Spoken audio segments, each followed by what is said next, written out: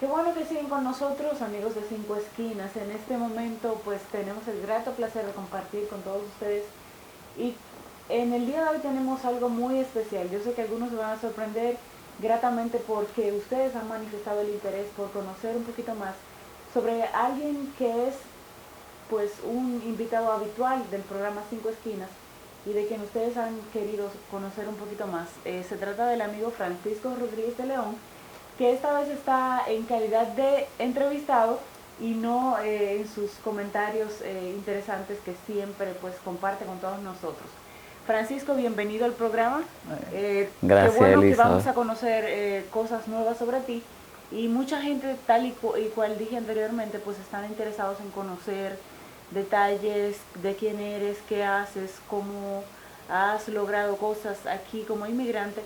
Y vamos a comenzar por tu nacionalidad. ¿De dónde vienes? Y aunque hablas mucho de República Dominicana, mucha gente sabrá, pero vamos a hablar de dónde vienes y cómo llegas a Estados Unidos, básicamente.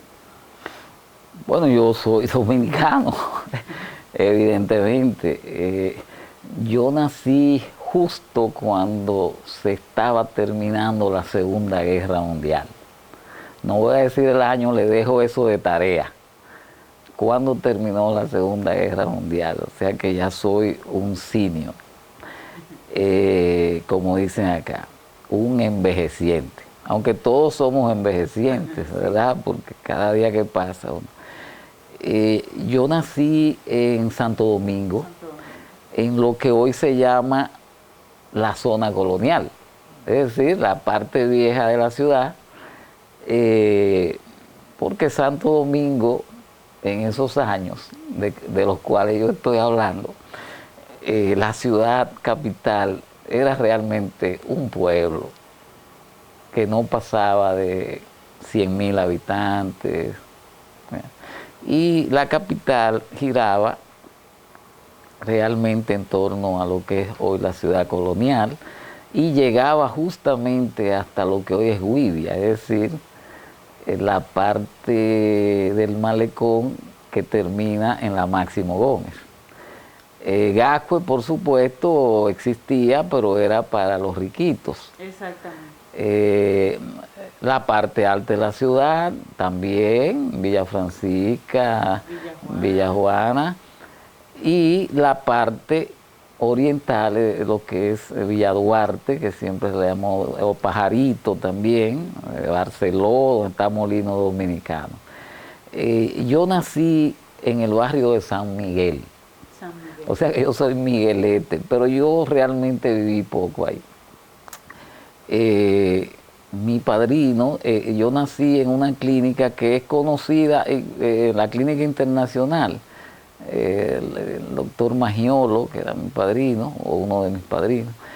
Eh, y menciono eso porque en esa clínica fue donde ingresaron a Pedro Livio Cedeño, uno de los que mató al tirano Trujillo. En esa clínica fue donde lo agarraron preso herido.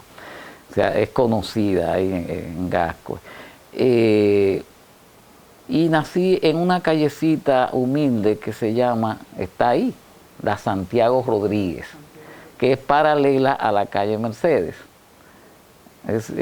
Bueno, Sí, ese es. pero realmente yo viví más tiempo en lo que se llama Santa Bárbara, es decir, un Otro sector barrio emblemático. emblemático, y ahí hay una callecita que se llama la Avenida España, no la nueva, la vieja, que es la callecita más bonita que tiene la zona colonial, pero es la más abandonada. Ahí todas las casas son de 2 pisos, con balcones. De hecho, yo escribí un largo poema a ese barrio, que se llama Barrio Canto. Pues bien, mi padre, era del Santo Cerro, ese sitio también emblemático de La De La Vega, Vega. ese santuario que, por cierto, los esotéricos, incluso extranjeros, por ejemplo, hay esotéricos metafísicos venezolanos, Rubén Cedeño, y discípulos de Connie Méndez, la gran metafísica. Ellos dicen que el Santo Cerro es un sitio de energía espiritual. Y por eso no cabe duda, claro, ya varios siglos de un sitio de peregrinaje y además un sitio muy controversial porque en la historia dominicana hay una de esas contradicciones famosas. exacto, la Virgen de la Mercedes que se aparece para apoyar a los españoles que son los malos de la película en contra de los pobres indígenas. Pero ese era un centro taíno, un centro indígena. Sí. Bueno, al parecer fue uno de los sitios en donde permanecieron por más tiempo. Sí, no, había grupos cercanos, muy cercanos. Claro, claro, es evidente que era un asentamiento indígena. Luego, decía yo, mi padre era del Santo Cerro y él había emigrado muy jovencito a la capital y allí pues se relacionó con una familia pobre. Por cierto, son de los Rodríguez de Moca que llegaron a La Vega, pero ellos se bifurcaron, esa familia, no se mezclaban. Fíjate, mi padre era Rodríguez Rodríguez. Y ese es el mismo tronco de la familia de Juan Rodríguez, que del el tío o tío abuelo, no sé, del cardenal López Rodríguez, pero esos se quedaron también es de La Vega.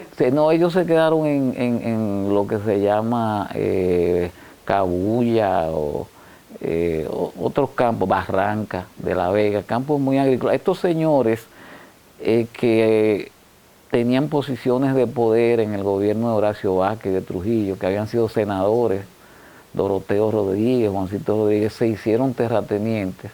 Y hay quienes dicen que tenían hasta sus cementerios particulares, eran individuos que cogían tierra y los peones eran como siervos feudales de ellos.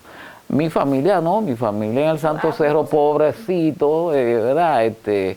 Y mi padre que trabajaba en obras públicas desde muchacho, bueno, se fue a la capital siendo un adolescente y allí él, pues, aunque él solamente tuvo una parte de la escuela primaria, creo que llegó a un 5º grado, recuerdo que tenía una letra muy bonita, era un tipo bastante buena gente, no porque fuera mi padre, muy caritativo, pero tenía su musiquita, o sea, tenía un carácter muy fuerte. Se incomodaba. Sí, y era muy orgulloso. Creo que yo quizá heredé un poco eso. ¿Y de cuántos hermanos estaban? Bueno, resulta que mi padre se casó por primera vez con una puertorriqueña de Ponce.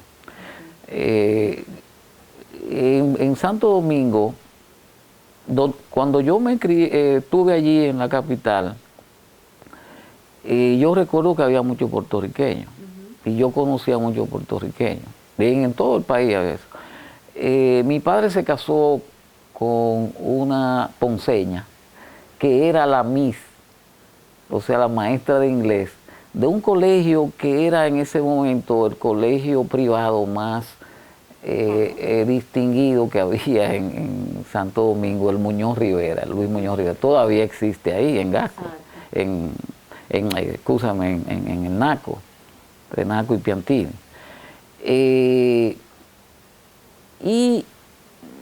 Mi padre y su cuñado, hermano, uno de los hermanos de esta señora, de su primera esposa, montaron una destilería de ron, no de ron, excúsame, de alcohol industrial. Mi padre era destilador, igual que su cuñado, o sea, aprendió eso. Y ellos producían ron industrial, y eso es lo que hoy es Barceló.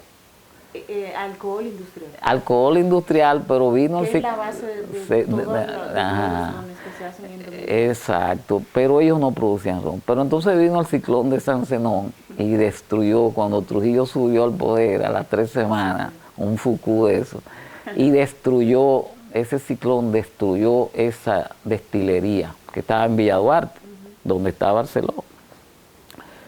Y ellos tuvieron que reconstruir eso ladrillo por ladrillo y se lo vendieron a Barceló. Y es Barceló que lo convierte eso en una licorera. Con lo que a él le tocó, que parece que no le fue muy bien, mi padre era muy confiado y no le fue bien en el negocio. Él entonces decidió, resultó que se divorció de su primera esposa, y con esa primera esposa él tuvo dos hijos, una hija y un hijo.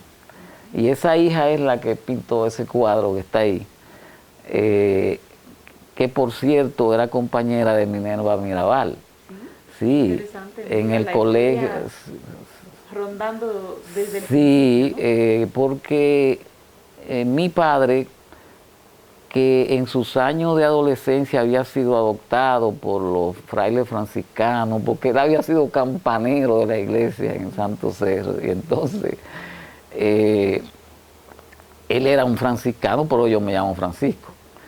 Él había internado a mi hermana de ese primer matrimonio y luego a mi otra hermana en un colegio de monjas franciscanas, que era el Colegio Serafín de Asís, que estaba en la calle Las Mercedes, y que son las mismas monjitas que tenían el Colegio Inmaculada Concepción de La Vega, ¿está bien?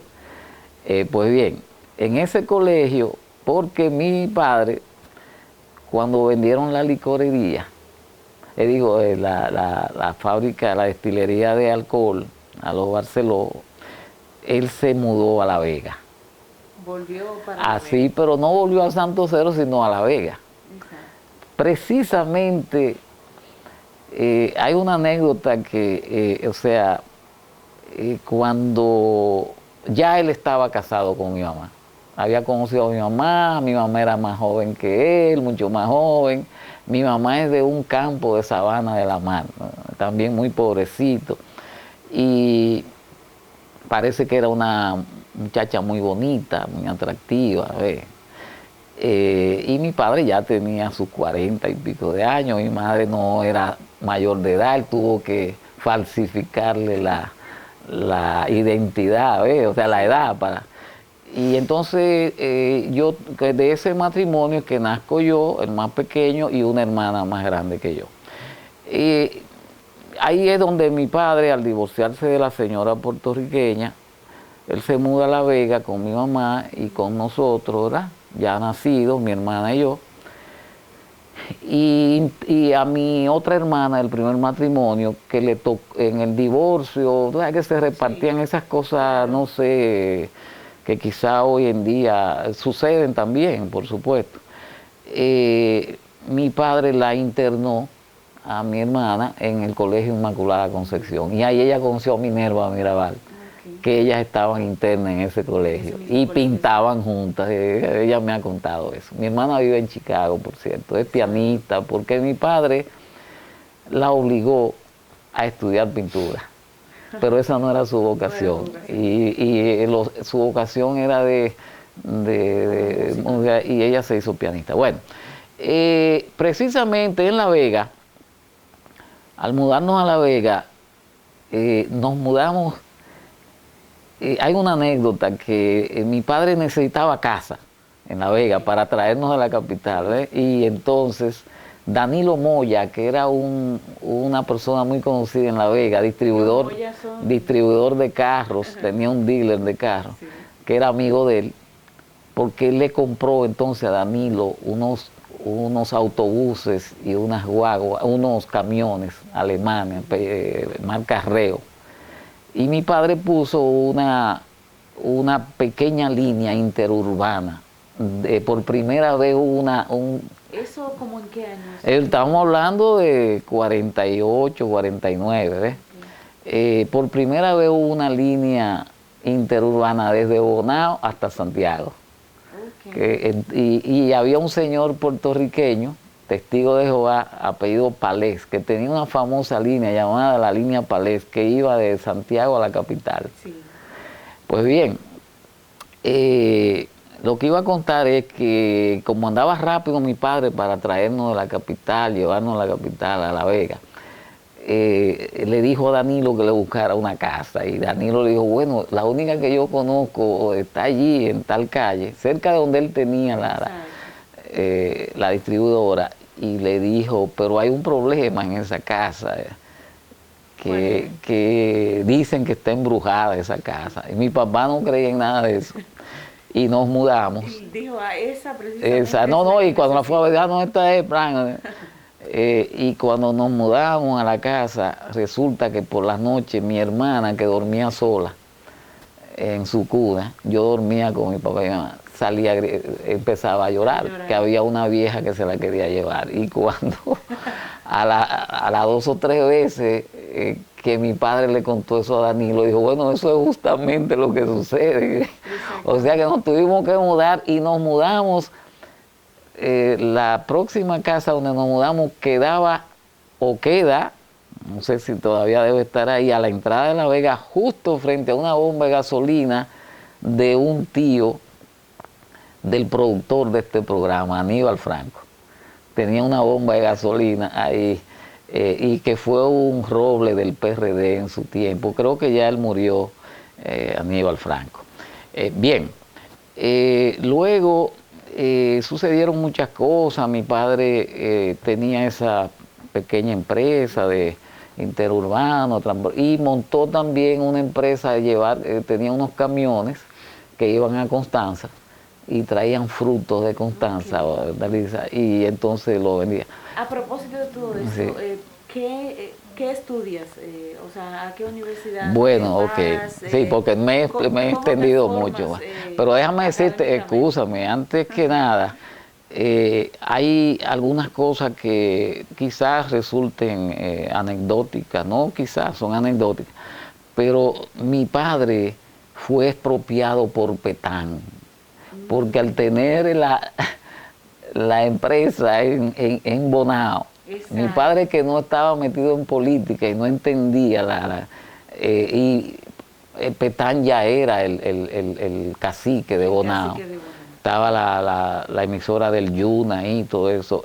Un día, un buen día, en combinación con, qué cosas tiene la vida, con el yerno de él, con el novio de mi hermana mayor, le falsificaron los papeles de esa empresa y se la expropiaron.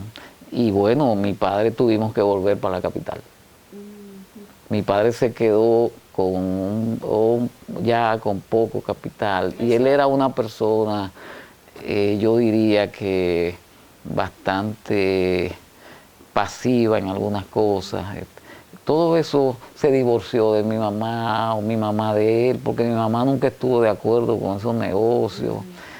Una muchacha joven, tenía sus enamoraditos también detrás, había sus comentarios. Entonces mi mamá vino para Nueva York.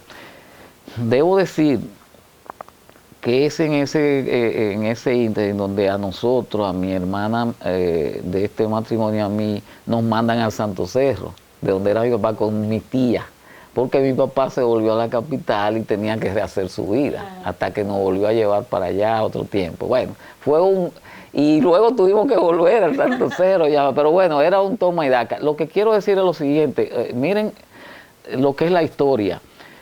Mi madre, cuando se divorcia de mi padre, en la capital ella trabajaba en rentas internas y vivía en los altos de esa cafetería que ahora es la cafetería colonial, que dicen el Palacio de la Esquizofrenia, ahí frente al Parque Colón, que es el café de los intelectuales, de los bohemios. Arriba había una pensión, ahora hay un hotel, el Hotel Colonial.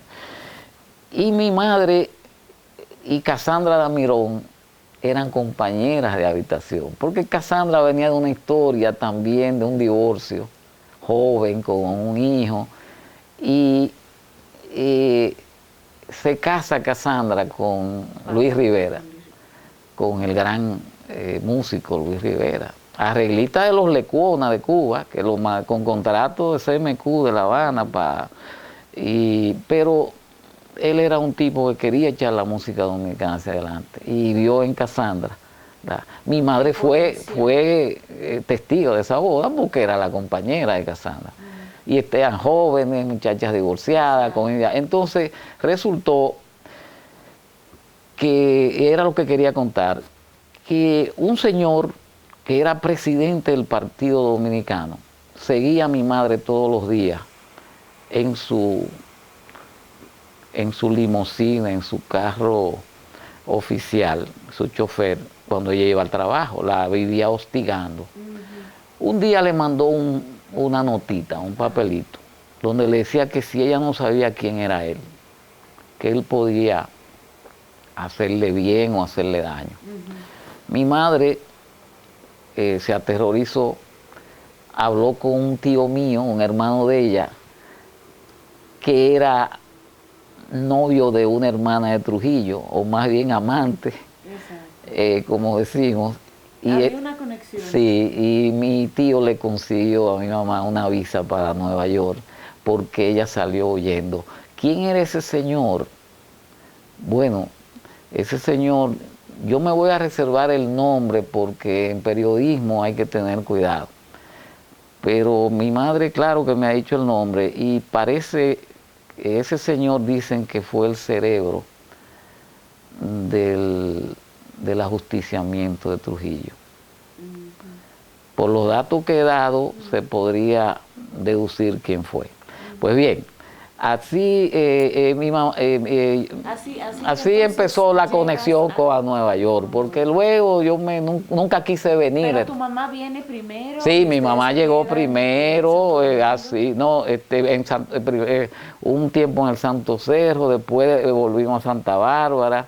Mi papá tenía allí una bodega, un colmado, que era ya lo último que le quedaba, hasta que quebró el pobre, porque quitaron en ese tiempo no estaba el puente Duarte, era el puente Pajarito, Ulises Heró, que era el puente que se abría cuando venían barcos, había con unas máquinas, unos señores que eran como 8 o 10, daban vuelta y lo subían.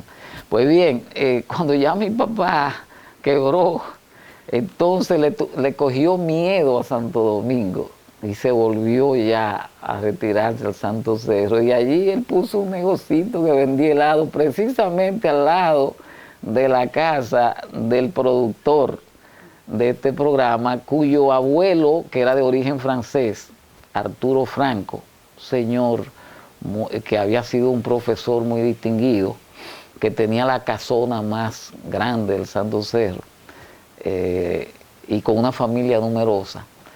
Entonces mi papá, ya el pobrecito, vendía heladito, tenía un negocito, y así yo hice la escuela, parte de la escuela en Santo Domingo, luego en el colegio Padre Fantino de los jesuitas, que por cierto, vuelvo y repito, es bueno que sepan que el director de este programa, el productor mejor dicho, su padre era el hijo adoptivo preferido del Padre Fantino, que es por lo que ese colegio llevaba el nombre. Y por eso es que entre los nombres que tiene el productor de este programa es Fantino, aunque él no sabe el tesoro que tiene y no lo usa. Pues si yo me llamara así, yo lo usara porque era un místico, un ascético. Claro, yo no lo llegué a conocer, ni él tampoco, porque venerada. No solamente en La Vega, sino en todo el Cibao. Pues yo soy roquetero del Santo Cerro, aunque por eso a veces la gente, cuando yo digo, o en algún libro, si dice nació en Santo Domingo, se pregunta, pero este señor no es de La Vega, el Santo Cerro. No, yo nací en Santo Domingo, pero sí viví en el Santo Cerro muchos años, y además en La Vega, y estudié parte de la normal en La Vega, y en el Politécnico Loyola. ¿Está bien? Muy bien. Continuamos, amigos televidentes, con este enriquecedor intercambio de ideas que estamos teniendo con Francisco Rodríguez de León, quien es parte del programa Cinco Esquinas, pero quien hoy es nuestro invitado especial en esta entrevista. Hambre. ¿Cómo te va a morir, por Dios? Vamos. ¿O sí? Vamos. ¿Quién es? espérate, ella entra siempre. Sí, sí. Vamos. Continuamos en el programa Cinco Esquinas conversando con Francisco Rodríguez de León, a quien estamos conociendo más de cerca en este día, ya que muchas personas por su presencia constante en los medios de comunicación pues quieren saber un poquito más sobre su vida y quedamos en que tus idas y regresadas a Santo Domingo y La Vega pues eran parte casi habitual de cada cierto tiempo, ¿no? El hecho de que tu mamá, por esta circunstancia de acoso y de amenaza bien concreta de este personaje tan influyente, tuviera que venir a Estados Unidos, pues determinó que tuvieras que crecer buena parte del tiempo sin ella. ¿Cómo te marca? ¿Cómo sientes que esas experiencias te formaron y te fortalecieron o te debilitaron? Hay de todo. La vida uno tiene que verlo como vienen las cosas. Fue muy duro, tiene que ser duro para cualquier persona. Resulta que en esos años del Trujillato habían familias que estaban mal vistas y aún las bien vistas para viajar era muy difícil. Porque la gente no tenía derecho a un pasaporte, o sea, cuando tú ibas a viajar, tú pedías un permiso, los servicios de seguridad del régimen hacían un chequeo, y si te otorgaban el pasaporte, tú tenías que entregarlo cuando regresabas, tú nunca tenías el pasaporte en tus manos después. Como mi papá era Rodríguez, resulta que Juancito Rodríguez, que se había convertido en el terrateniente prácticamente número 1, por lo menos en el Cibao, y Trujillo le tenía a ese tipo de personas, lo mantenía así, había sido político y su hermano había sido un cacique de Moca, Doroteo. Esa familia Rodríguez, aunque mi padre no era, como dije, de la parte afortunada de esa familia, pero eran del mismo tronco. Y ya había sucedido lo del problema con Petán, la expropiación así descarada, de falsificarle los documentos. Luego la salida de mi madre, huyéndole al presidente del Partido Dominicano. Imagínense usted, esas son cosas que yo nunca las he dicho, pero las digo ahora por primera vez. Resulta que la primera esposa de mi padre, la puertorriqueña, ya como era puertorriqueña, sí pudo salir con mis 2 hermanos de aquel matrimonio. Primero con mi hermano, Gaspar Rodríguez Bou, que su mamá era Bou, apellido Bou. Y luego más tarde se fue mi otra hermana de ese matrimonio, pero ella se quedó con mi padre y con nosotros, vivíamos en La Vega, como dije, pero es bien. Los Rodríguez de esa familia estaban muy mal vistos, porque Juancito Rodríguez se había fugado en un helicóptero de una compañía americana que se llamaba La Yuquera. Sí, sí. Y su hijo, Horacio Rodríguez, él se había mudado al Santo Cerro. Juancito Rodríguez entonces se había mudado al Santo Cerro, a su finca que colindaba con el imperio de Petán. No. Petán no vivía ahí en el Santo Cerro, era en Bonao. Pero Juancito Rodríguez se traslada de Cabuya, de Barranca, al Santo Cerro, donde él tenía su finca y su casa de familia que colindaba con los terrenitos de nosotros, incluso de la familia del papá del productor que hablé, de los Francos, o sea, todas esas casitas del Santo Cerro, que era una aldeíta, y además una loma, ya tenían una cuesta hacia abajo, y entonces la de Juancito Rodríguez empezaba y ese ahí tenía su emporio.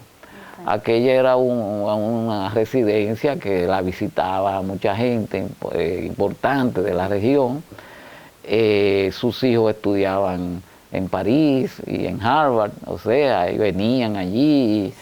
Aquello era un centro, pero él se fugó. se fugó del país a escondida de Trujillo y entonces comenzó a dirigir parte del exilio dominicano en La Habana con Bosch, que Bosch también es de esa región, de Río Verde, de Pontón, de su familia. Entonces, resultó que mi hermano, de ese primer matrimonio, fue de los que participó en la expedición de Constanza. Ese es uno de los episodios tristes de Ajá, sí, porque, bueno, pero la pregunta era cómo eso de la mamá. Mi mamá no me podía llevar porque, aunque ella fue un par de veces a Santo Domingo, cada vez que ella me planteaba, ella se llevó a mi hermana.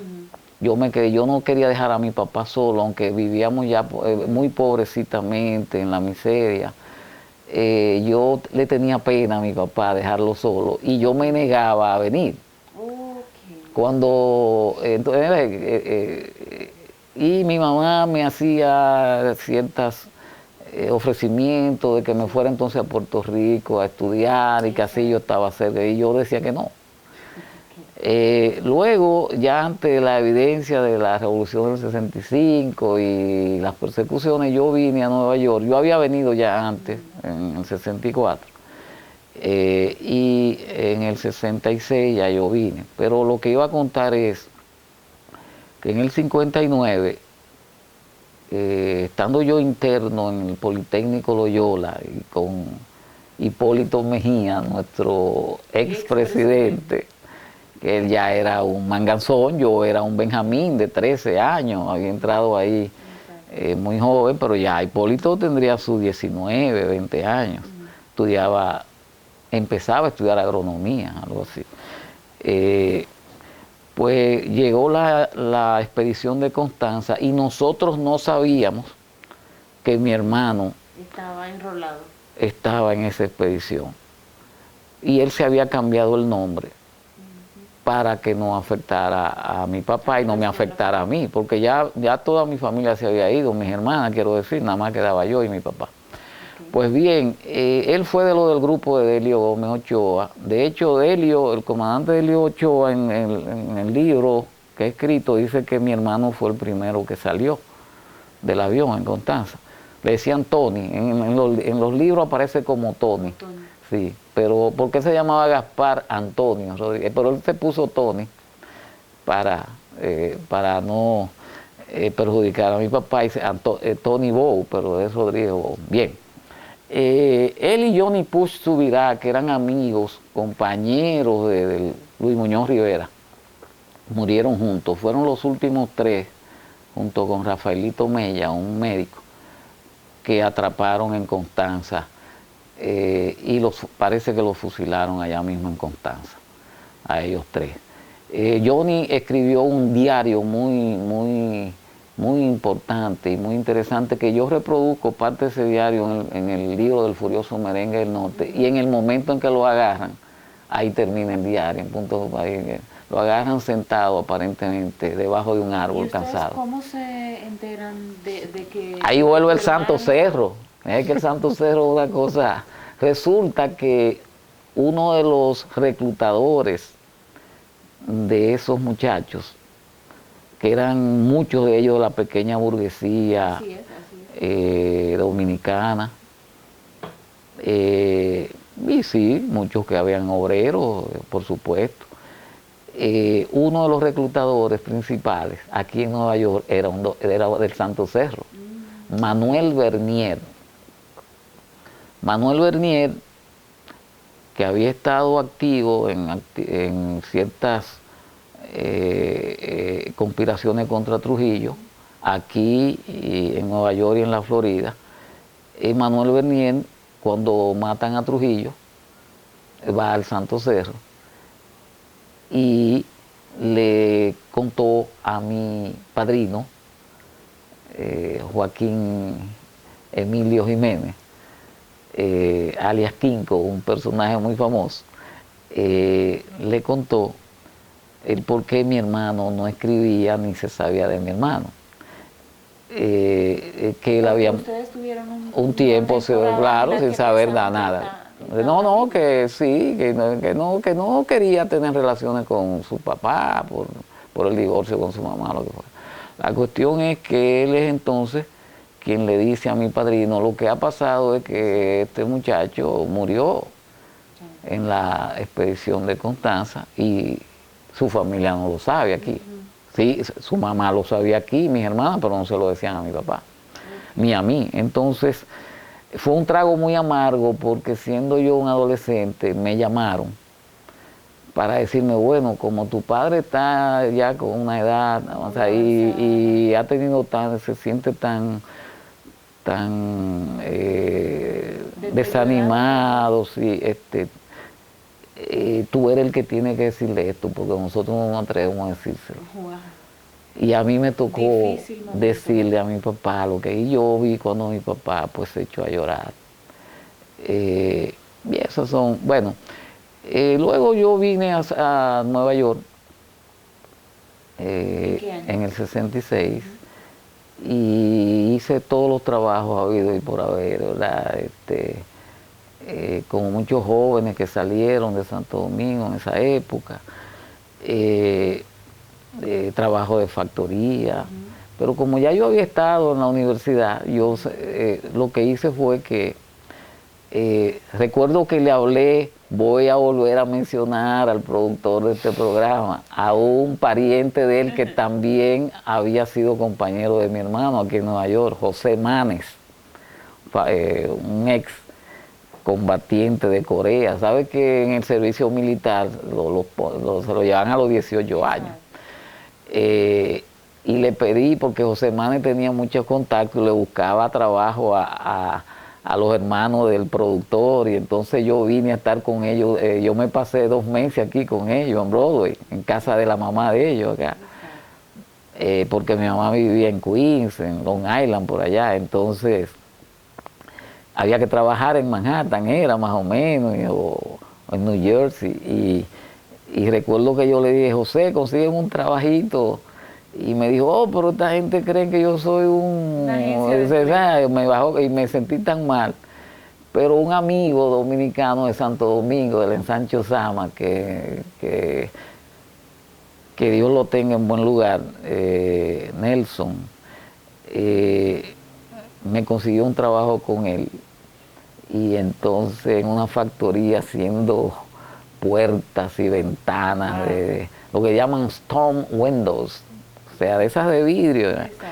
Pero ahí yo duré nada más que alrededor de 2 meses. Entonces, por suerte, compré un trabajo en la calle 42. ¿Compraste? Compré, aquí se compraban los trabajos. Habían unas agencias que ponían unos letreros y tú dabas un dinerito y te mandaban. Y compré un trabajo de mensajero en una casa de grabaciones y le caí bien a la gente ahí y me hicieron un bibliotecario de esa agencia de grabación. Ahí vivía Balaguer. Eso era un hotel, el Hotel Great Northern, en la calle 57, al lado del Carnegie Hall.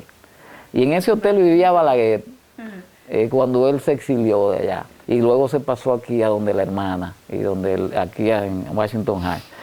En esa agencia, en ese estudio de grabaciones, que era pequeño, era una boutique de grabaciones, pero muy famoso, Fine Recording. Ahí grababa Duke Ellington, Count Basie, Dinah Shore, Ray Charles. Yo conocí todos esos grandes, pero yo no sabía quién era. Y ahí yo entré entonces a estudiar a City College de noche. Y un tío mío que trabajaba acá me consiguió trabajo con él de día.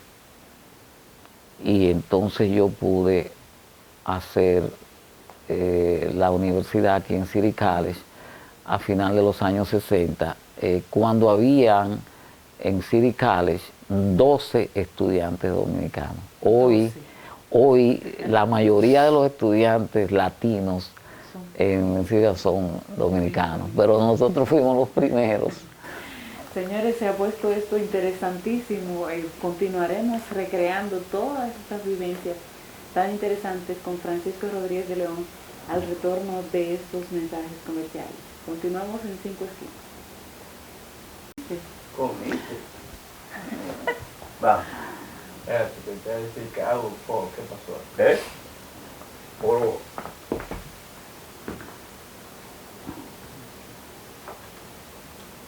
Ya. Vamos. Espérate. Entra con una sonrisa. Entra con una sonrisa. Dale. Estamos de retorno en el programa 5 esquinas y estamos conversando con Francisco Rodríguez de León sobre diversos aspectos relacionados con su quehacer, con su historia, con su vida. Y como él es una persona de muchas facetas, pues vamos a entrar en la faceta familiar. ¿Tienes hijos? ¿Cómo ha sido para ti esta encomienda de llevar hacia adelante una familia? El hecho de haberme criado con mi padre, y mi padre que era muy enamorado, por cierto, muy enamorado, y se había casado 2 veces, pero entonces yo no tuve en mi adolescencia, la única noviecita que realmente yo tuve, yo era rechazado por la familia porque yo era pobre. Oh. Y aunque ellos también eran pobres, pero, ¿tú entiendes? Que querían otra cosa mejor, o mejor dicho, otra persona. Eso cuando yo era adolescente. Yo nunca fui realmente una persona, como hablé, entré a estudiar. Hay un dato, que yo estudiaba de noche acá y trabajaba de día, pero yo lo hacía sobre todo porque tenía que ayudar a mi padre, que se había quedado solo allá. Y cuando yo traté de traerlo acá, no le dieron visa. Okay. Le negaron la visa también. O sea que él nunca... Eso, exacto, y él nunca pudo venir. Entonces yo había tenido un problemita también. En esos tiempos estaba la guerra de Vietnam y yo había conseguido la residencia por medio de mi mamá, que ya vivía aquí, como dije, del año 49, y ella me consiguió. En esos tiempos se conseguía la residencia para los primos, para las sobrinas. Sí, pero como yo era hijo de mi madre y ella era residente, pues yo tuve un tropiezo al principio también, pero me la dieron, la residencia. Pero a los 6 meses de estar en Estados Unidos había una ley que uno tenía que ir, sí, a los 6 meses había que registrarse al servicio militar obligatorio. Y me acuerdo que fuimos el hermano del productor, el hermano menor del productor del programa y yo, a una agencia que había por acá, por San Nicolás, o por Amsterdam, y nos inscribimos y nos tocó ir al examen físico el mismo día, que era en Fort Hamilton, creo, en Brooklyn. Cuando nosotros llegamos al examen físico, nos tocó un médico dominicano, que entre las cosas que hacían te veían la dentadura. Imagínate, uno venía de Santo Domingo con esa dentadura bastante maltratada. Yo por suerte siempre he tenido dientes grandes, pero estaba maltratadita. Y yo le decía al tipo, mira, pon que tengo algunas caries ahí. Eso no importa, decía. Y te metían en una cabina y sonaban un timbre y te decían que tú tenías que apretar un botón si oía o no oía, y uno lo que hacía era que no apretaba el botón para decir que uno estaba mal del oído. La cuestión es que cuando fuimos a la decisión final, al hermano del productor del programa no lo cogieron por su estatura, porque era más bajito, pero a mí me dijeron que yo estaba perfecto. Así es que en los meses siguientes me mandaron a buscar para el ejército. Y ahí yo me negué ahí. Y eso en esos tiempos, estamos hablando del 67, eso era un crimen. Sí, Y era deportación, y yo lo que tenía miedo era que me deportaran a Santo Domingo. Balaguer estaba acabando ahí, y su escuadrón de la muerte ya, y esta gente aquí de Estados Unidos asesorando. La cuestión es que yo pensaba seriamente que iba a tener que emigrar al Canadá, que era donde mucha gente, incluso muchachos americanos, se estaban yendo. Pero mi preocupación es ahora cómo yo me hago, porque yo estoy ayudando a mi padre allá en Santo Domingo, y si tengo que emigrar, pues... No Bueno, usted sabe cómo son las familias de nosotros, que se acostumbran, y ya en el caso de él, yo era su única esperanza.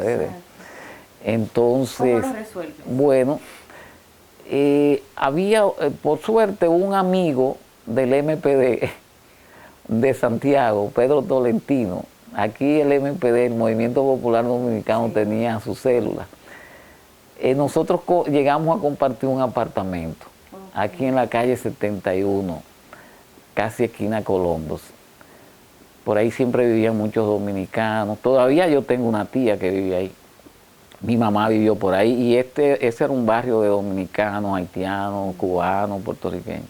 No es lo que es ahora, porque entonces habían inaugurado hacía poco el Lincoln Center, y se convirtió en un barrio muy aristocrático. Pues bien, Pedro me dijo, bueno, si tú estás dispuesto, yo te voy a presentar a un abogado izquierdista americano que te puede defender. Y me llevó a una oficina de abogados trotskistas, William Crane, Bill Crane, muy famoso aquí en la izquierda americana, porque había el resto de los muchachos y de la gente que estaba aquí en contra de Balaguer y en contra de la guerra, dominicanos y de otras, usaban también a otro abogado izquierdista llamado Ira Galvin, que murió hace unos años, que también me defendió a mí en otro caso. La cuestión es que cuando yo llegué allí a aquella oficina, Bill Crane me dijo que yo era el primer caso que ellos tenían de un hispano que se negaba. Ya había el precedente de que el famoso Ali, Muhammad Ali, se había negado, y entonces ellos me adiestraron sobre lo que yo iba a hacer, que yo el día que me tocaba presentar me iba a ir allá a Fort Hamilton y no iba a dar el paso hacia adelante, que fue lo que hizo Ali. Pero yo no era Ali, yo era Francisco, del Santo Cerro. Y ellos parece que y además yo no era ciudadano americano. Yo era un simple residente, me iban a deportar o hacer lo que fuera. La cuestión es que ellos cambiaron y me dijeron, no, a ti no te conviene, sencillamente no te presentes, el FBI te va a perseguir. Por eso lo hacían aquí a muchos, y luego nosotros te defenderemos. Esta es la tarjeta de nosotros, tú no le abras la puerta a nadie que venga, tú le pasas la tarjeta por debajo de la puerta. Esos fueron 3 años terribles, porque ellos iban a los trabajos que uno tenía, y sin todo saberlo, ellos hablaban con la gente del trabajo y le decían, mira, esa persona es esto y esto. Pero nos salvó algo a muchos como nosotros, y es que había también una ley, una regulación, que los últimos en ser llamados eran los estudiantes universitarios. Por eso muchos jóvenes, para que le tocara en el draft, le tocara la denominación 4A, que le decían, no la 1A, entraban a estudiar. Porque si tú estabas estudiando en la universidad, eras de los últimos en ser llamado. Y cuando tú cumplías los 26, 27 años, ya no te podían llamar. O sea, así yo duré esos 3 años, te mandaban a buscar cada 6 meses una junta de lo que le llaman el draft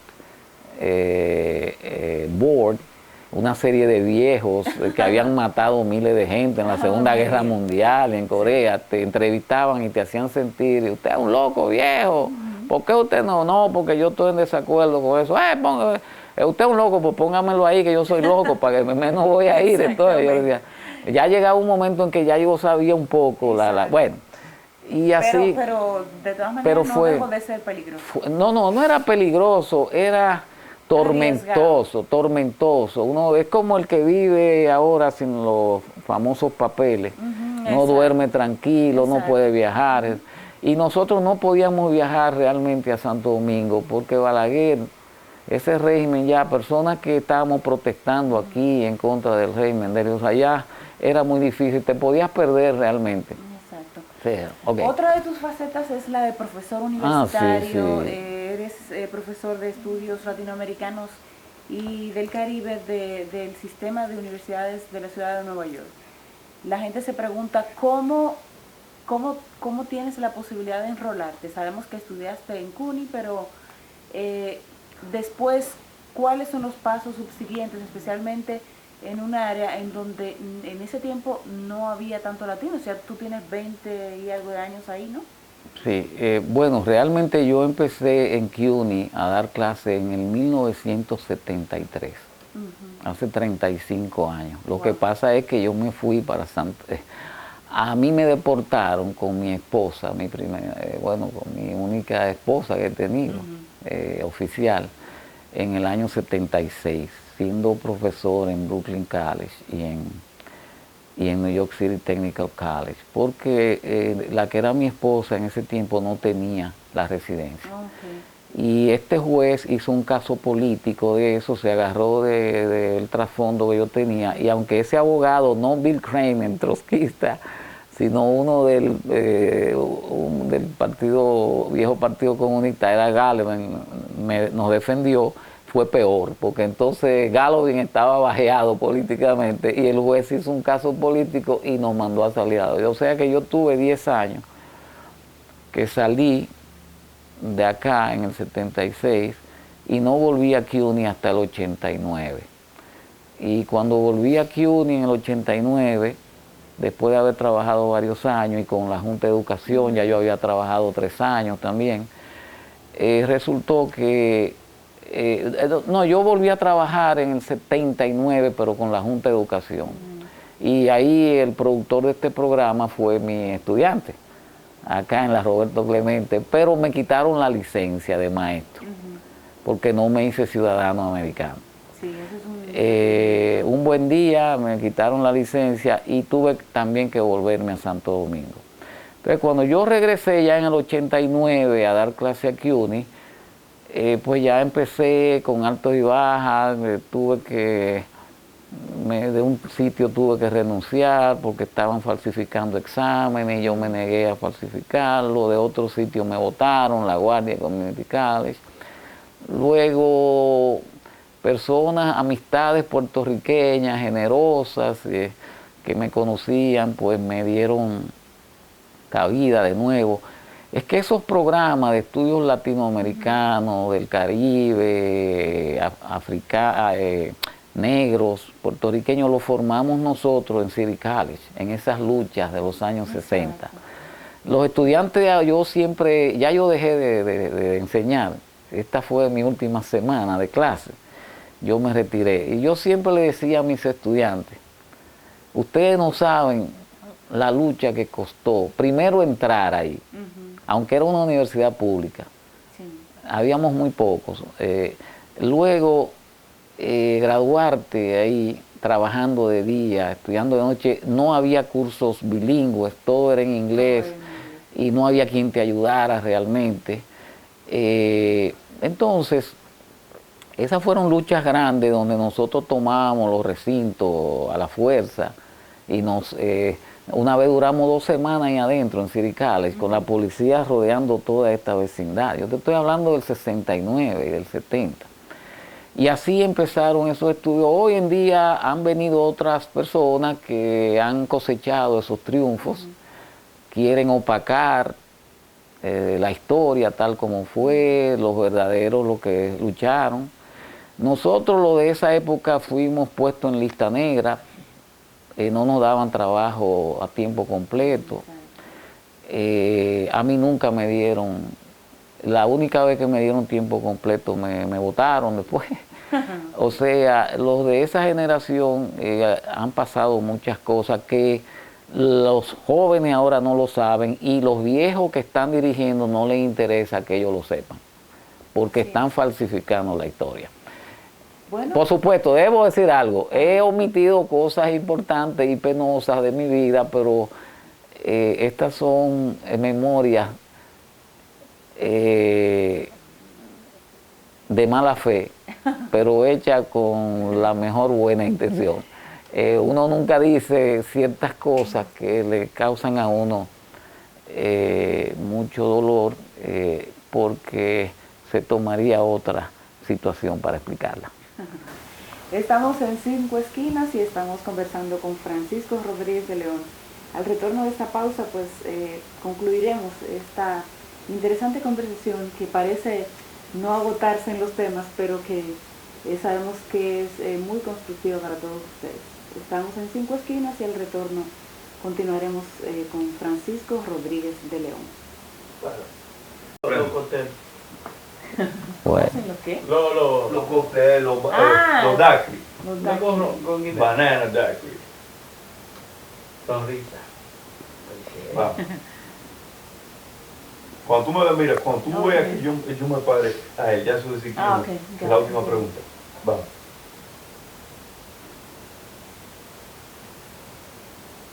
Estamos en el programa Cinco Esquinas y conversamos pues muy gratamente con Francisco Rodríguez de León. En esta parte, pues, continuando con las facetas, eres escritor, tienes varios libros publicados y sé de buena fuente que tienes también varios en proceso, por lo menos 3. De los publicados, ¿cuáles son? Y ¿cuál de ellos considerarías que es el más acabado, el que te ha llenado más en términos de trabajo para un intelectual? Bueno, lo primero, yo no me considero un intelectual. Ese término se usa y se abusa, pero me imagino que la definición a que todo el mundo es una persona de mucho conocimiento, investigador, etcétera. Yo realmente, por mi trasfondo, aunque yo fui una persona acomplejado siempre por... Espera, perdón, corta. ¿Tú sabes cómo se va a iniciar? Vamos a abrir otra vez. Abrimos. Me llama los dientes. Los dientes. Estamos en el programa Cinco Esquinas y continuamos con esta grata conversación con Francisco Rodríguez de León. Y volviendo a hurgar en tus facetas, la de escritor es una de ellas. Tienes varios libros publicados, háblanos brevemente de cada uno y tal vez te refieras a cuál es el trabajo que consideras más acabado de lo que has hecho. Yo quiero decir, y he dicho antes en otras ocasiones, y lo digo entre amigos y amigas, no me gusta para mí el término intelectual. Me siento casi insultado con ese término. Realmente no me siento ser un intelectual como, por lo menos la definición que yo veo la concepción que hay sobre eso. Una persona que sabe mucho, que ha leído mucho, que opina sobre cuestiones públicas y que por lo general es visto por otras personas y casi siempre ellos y ellas mismas se sienten superiores a los demás. Por mi trasfondo socioeconómico, familiar, muy humilde, porque debo decir que yo era tan humilde en términos de familia, de la posición económica, que mi padre era el que cocinaba, porque no teníamos dinero para pagar una cocinera, y yo vivía acomplejado por eso, porque en República Dominicana, imagínate un hombre cocinando, pero como mi papá se había criado con español y cosas, no comíamos, tú sabes, le hacía sus tortillas españolas, y yo no entendía que eso era avanzado, ¿no? Yo me sentía acomplejado. Lo otro es que realmente aprendí, sobre todo aquí en Nueva York, porque como dicen, esto es una gran escuela, ¿verdad? Aprendí que la gente humilde en nuestros países, aún los que somos humildes, los padres nos dicen, no te juntes con ese tigre, no te... Aquí uno se da cuenta que todos somos tigres para los que están en el poder acá, ¿verdad? Los que dirigen esta sociedad, no importa, tú eres un latino cualquiera. Y eso te enseña mucho. Y sobre todo, por ejemplo, a mí me dicen Paco, y mis amigos y mi familia me dicen Frank. Mucha gente cree que yo me cambié el nombre. No, lo que pasa es que cuando yo llegué aquí a Nueva York, yo me juntaba mucho con personas puertorriqueñas. Yo estaba impuesto a hacerlo porque, como dije, mi padre estaba casado con una puertorriqueña primero, y en mi casa siempre yo vi gente puertorriqueña. Luego 2 hermanos, mitad dominicana. Cuando yo llegué aquí a Nueva York, que entré a la educación, habían pocos dominicanos. Es la realidad. Yo dije, habían 12 que yo supiera en City College. Y cuando nos graduamos, por ejemplo en el 70, que yo empecé a trabajar en la Junta de Educación, yo nunca vi dominicanos como maestro. O sea, era una cuestión... la comunidad dominicana empezaba a formarse realmente en grandes números. Pero compuesta básicamente por obreros, ¿no? Sí, sí. Entonces, yo recuerdo que un compadre que yo tengo, que es profesor de la Universidad de Puerto Rico, que fue profesor mucho tiempo acá en CUNY, que es el padrino de mi hija, nosotros compartimos un apartamento, y cuando él me presentó a un amigo común puertorriqueño, Mario César Romero, él me preguntó, ¿cómo tú te llamas? Yo dije, Francisco, y me dijo, ¿te puedo llamar Paco? Y entonces todos esos puertorriqueños comenzaron a decirme Paco, y yo a creérmelo. Pero además yo tenía el problema ese con haberme negado a ir al ejército. Exacto. Y nos perseguían. Y aquí venía bien. Claro, porque aquí había además un grupo dominicano que se llamaba el Frente Unido de Liberación Dominicana, del cual yo fui parte. Y Juan Daniel Balcácer, que no me deja mentir, que hoy es el presidente, el flamante presidente de Efemérides Patria, muy conocido en Santo Domingo. Juan Daniel, que era parte de ese grupo de nosotros, él era el que nos reclutaba en ese momento, nos llevaba al frente y nos exigían un seudónimo a cada uno. O sea que nosotros muchos no nos conocíamos por los verdaderos nombres, sino que se exigía un seudónimo. Muchos de ellos se conocían desde Santo Domingo, pero yo no los conocía a ellos, a ninguno. Entonces ellos me conocieron como Paco. Entonces de ahí que viene ese nombre, y yo pues lo adopté también. Y hoy en día yo, ¿cómo tú te llamas? Yo, Francisco, bueno, me dicen Paco. Pero realmente por eso me dicen Fran también, o Pancholo me decían alguna gente. Bueno, bien, mi mamá nunca me dijo Fran ni Francisco, me decía Francisquito. Francisquito. Que era peor. Entonces, bueno, esa es un destino ese de los nombres. Bien, los libros. Ajá. Eso, yo decía de los intelectuales, no me gusta esa palabra o ese concepto. Yo creo que todo el mundo, ahí está el caso mío. Vengo del Santo Cerro, de una aldea pobrecita. En República Dominicana y en muchos sitios, ser humilde es una desgracia.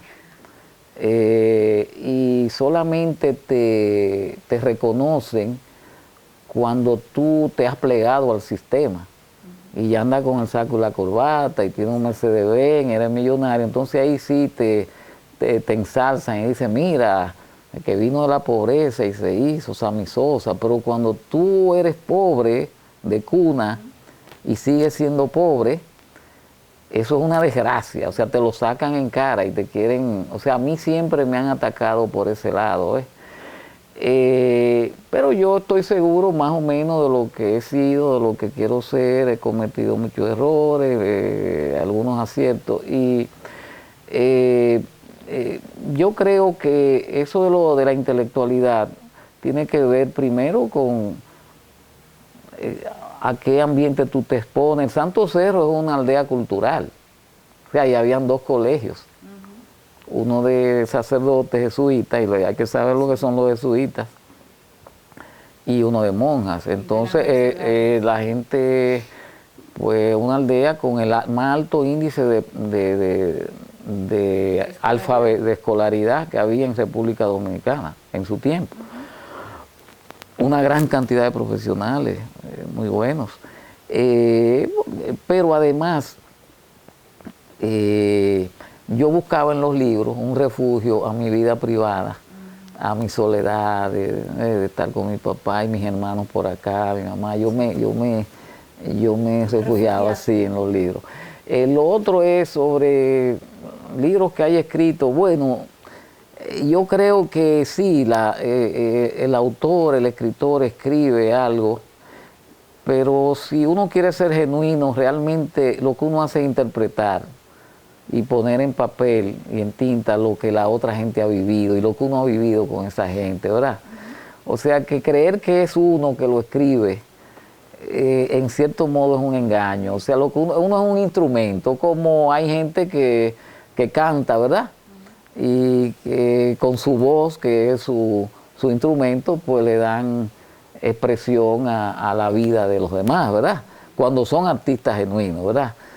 Uno de sus libros es una recreación de la trayectoria, del establecimiento y del desarrollo de la comunidad dominicana, precisamente en Nueva sí, York, sí. que es el Furioso Merengue del Norte. Y en este caso sería interesante saber cómo evalúas la situación de la comunidad dominicana en términos generales. Muchos consideran que ha avanzado en muchas cosas, que ha retrocedido en otras, que se ha estancado en unas muy específicas, pero tu valoración, o sea, tú que tienes tantos años y has sido parte de esta diáspora por este tiempo, ¿cómo lo ves? Hace unos días recibí una carta de este compadre de Puerto Rico.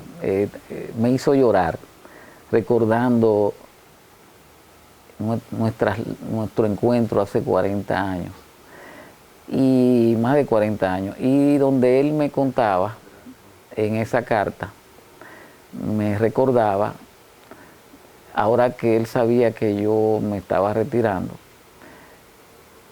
como en aquellos tiempos lo que era la comunidad dominicana. Él es puertorriqueño, pero al nosotros ser tan amigos, pues él frecuentaba algunas amistades dominicanas nuestras y viceversa. Yo las de él, puertorriqueñas. Y él me contaba que él vio cómo la comunidad dominicana fue creciendo, y me decía, ahora ahí está esa comunidad firme, ¿verdad? Bien.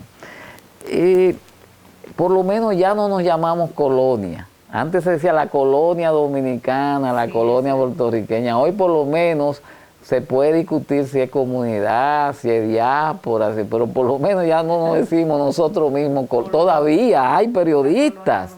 Ahí leí yo, antes de ayer o ayer en el Nacional o algo, un periodista hablando de la colonia dominicana, o sea, todo ese término. O en España, donde sea.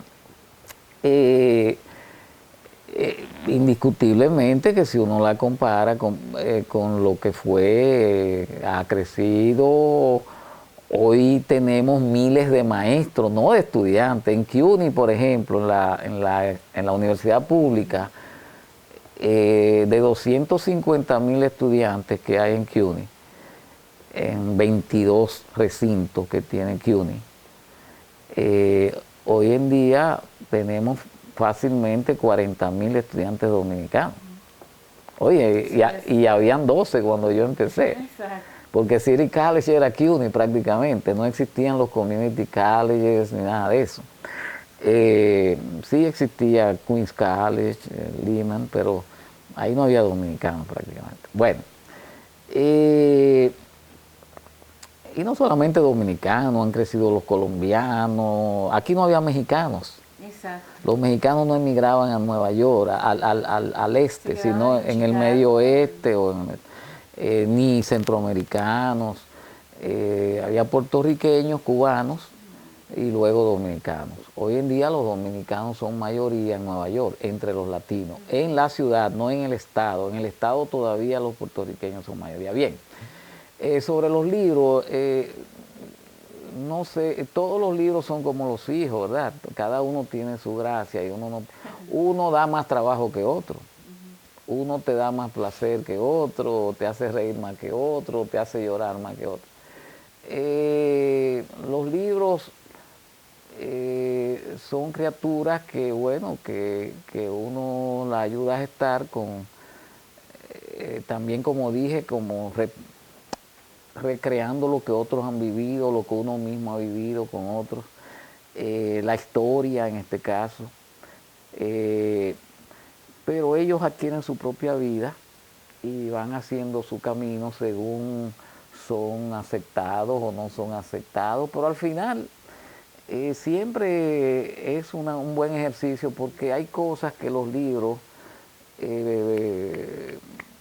están ahí, ya no tanto porque ahora con la cuestión de la informática, la historia del libro ya físico va a pasar dentro de unos años, quedará ya como digital o lo que venga después de lo digital. De todas maneras se queda eso recogido para que no se pierda, que no se quede en la historia oral. Vamos a mencionar los nombres. Está además del Furioso Merengue del Norte, que es un ensayo, una novela que es Con Flores a la Reina, y también es un libro que ustedes ya conocen, que es Trujillo y Balaguer, Entre la Espada y la Palabra, que es un ensayo histórico, ¿no? Sí. Entonces, has hablado un poco del retiro, y yo sé que tienes un par de libros por ahí medio terminados. ¿Vas a dedicarte por completo a la escritura? ¿Vas a concluir esos que ya tienes? Bueno, no sé si me dedicaré por completo. Tú sabes que una de las facetas que he tenido es que como vine de un trasfondo tan rígido, imagínate, el Santo Cerro, el Politécnico Loyola, una vida con un padre. Cuando yo llegué aquí a Nueva York y me junté con los boricuas, con los puertorriqueños, fue una nueva vida para mí. He hecho muchas travesuras. Yo les pido, les ofrezco, no les pido, les ofrezco excusa a la comunidad y por las travesuras que he hecho, que todavía hago en muchos aspectos de mi vida personal. Yo aprendí a ser más flexible en muchas cosas. Después de todo, la vida enseña muchas facetas y a no ser prejuiciado. Por ejemplo, antes yo creía que los gays eran... Bueno, esta persona que me puso el nombre Paco es gay, siempre fue gay. Y nosotros convivíamos en el mismo apartamento con este compadre mío, pero él nunca tuvo una actitud de hacernos un lance, porque él sabía lo que había dentro de mí. O sea, hoy en día no voy a decir que hemos acabado con todo, pero totalmente, no flexible en el sentido de ser gay, no lo sé, pero aceptar el que lo es, y porque he visto que ellos aceptan cuando uno no lo es, porque nosotros, lo mismo en otras facetas de la vida más complicaditas. De todas maneras, lo que quiero decir es, bueno, eso de los libros.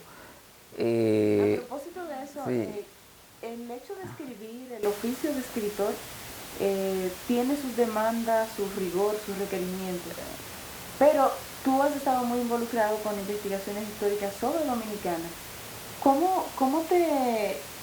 qué cuidado debe escribir una persona que se dedica a escribir historia dominicana, tomando en cuenta que existen tantas imprecisiones y tantas falsedades? referentes a nuestra historia. Es como todo en la vida dominicana, la República es como cualquier otro país. Nosotros a veces los dominicanos, ¿no? A veces sufrimos de es que nos han criado en el complejo, nos han pateado tanto, hemos sufrido tanto, hemos tenido que hacer tantas cosas para sobrevivir. Tenemos un Estado tan insolidario con su gente, hasta el punto de que no somos ciudadanos. Somos nacionales, nacimos ahí, pero no tenemos derechos ciudadanos. El pobre allí no está protegido por las instituciones, las leyes no lo protegen, no hay igualdad ante las leyes. No hay retribución. No, exacto, no hay seguridad social. La gente anda robando porque el funcionario sabe que cuando se vaya de ahí no va a tener seguridad social, entonces va a robar todo lo que pueda.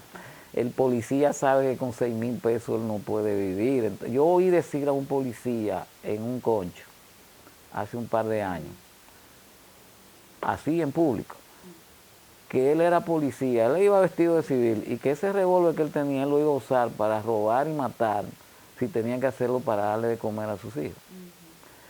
O sea, a esos niveles de salvajismo, porque no hay otra palabra. Entonces usted ve estas cumbres de las que hablábamos en otras ocasiones, en esos hoteles, y cree uno que el país está muy bien, pero debajo lo que hay es una población, un 80%, que no tiene ninguna seguridad, que está comiendo alimentos de mala calidad, viviendo con falta de agua, con falta de higiene, sin electricidad, sin empleo. Bueno. A propósito de eso, nos hemos metido en una faceta, pues es una inclinación que mucha gente tiene la curiosidad de conocer respecto a ti. Se ha formado la gente la idea, por los comentarios que haces, de que eres un crítico acérrimo del sistema político dominicano. ¿Realmente te consideras tan crítico o es fruto de tal vez de la impotencia o de la amargura que deja el hecho de saber que tantas personas han luchado para que avancemos y seguimos estancados prácticamente en el mismo retroceso, en los mismos problemas?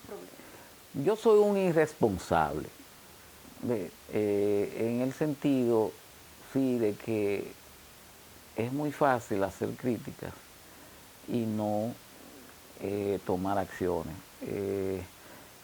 Yo he sido un fracasado y he estado equivocado el 99% de mi vida en casi todas las cosas que he hecho, incluyendo en las políticas.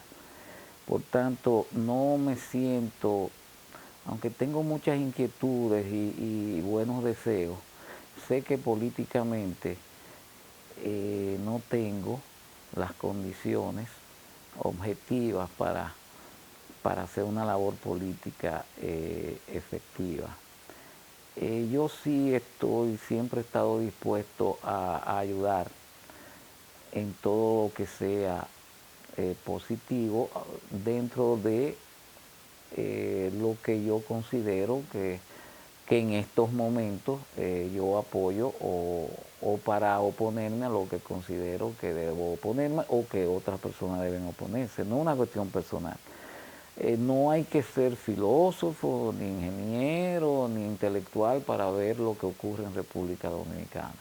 Es una falta total de institucionalidad, una falta total de respeto a la población de parte de los gobiernos, que no solamente de este gobierno. Yo quiero que el público que ve estos comentarios sepa, y yo lo dije, yo estudié con Hipólito Mejía. Si hubo un presidente que yo pude haber apoyado, porque el único amigo presidente que pude fue a Hipólito, y yo no lo apoyé, y fui crítico de su gobierno. Yo voy a criticar al presidente Leonel Fernández, no personalmente porque entiendo que él es una persona correcta cuando en lo que a lo personal se refiere, pero políticamente hablando, considero que es imperdonable que una persona joven, intelectual, para usar el término que vivió un tiempo acá en un país que se supone desarrollado, él habla de un Nueva York chiquito, etcétera, que vive hablando de educación, etcétera, etcétera, y que se niega a tomar las medidas y a poner en práctica políticas y programas que realmente desarrollen y que vayan en beneficio del país. Entonces, ante esa situación, tenemos que ser muy críticos porque a él no se le puede pasar por alto. Si a Hipólito, por su ignorancia en muchos aspectos, se le podía entender, no aceptar, pero entender. Aquí el problema es que no se puede ni aceptar ni entender cómo este presidente que nos gastamos, teniendo las ideas que tiene, la formación que tiene, esté haciendo el mal gobierno fatal y esté propiciando el saqueo del país de la manera brutal, que con esos sueldos y con esa corrupción administrativa, y además una desinstitucionalización total del país. Además de la violencia contra los pobres. Nunca se habían visto tantas ejecuciones sumarias, extrajudiciales, fusilamientos de delincuentes y no delincuentes. Entonces, vamos a estar claros, y no se oye la voz del presidente, ni siquiera para apoyar a los de su propio partido, como el senador Wilton Guerrero cuando habla y pone el dedo en la llaga. Entonces, ante esa situación, siempre seremos críticos, pero cuando hemos tenido que decir las cosas positivas, las hemos dicho y las vamos a decir también. Esa es nuestra posición. Bueno, señores, un inmenso placer haber conversado con Francisco Rodríguez de León, nuestro amigo Paco, con quien hemos hablado, como ustedes han podido notar, sobre diferentes temas, pero todos bien interesantes y bien involucrados con la realidad de República Dominicana, tanto en el territorio dominicano como en la ciudad de Nueva York. Continuamos en 5 esquinas. Una sola adición, y perdonen los televidentes y los dueños del programa. Usted me preguntó por unos libros. Sí, yo voy a tratar de terminar algunos libros que tengo por ahí, pero ya no como una cuestión personal, ni de vanidad personal, sino precisamente en esa línea de querer hacer otro aporte, pero ya desde el punto de vista de lo que me toca, que sería el punto de vista ese de libresco y de opinador. Así es. Gracias. Francisco Rodríguez de León, continuamos con el programa 5 esquinas. Por favor, suscríbete a nuestro canal de YouTube, Las 5 Esquinas de Nueva York.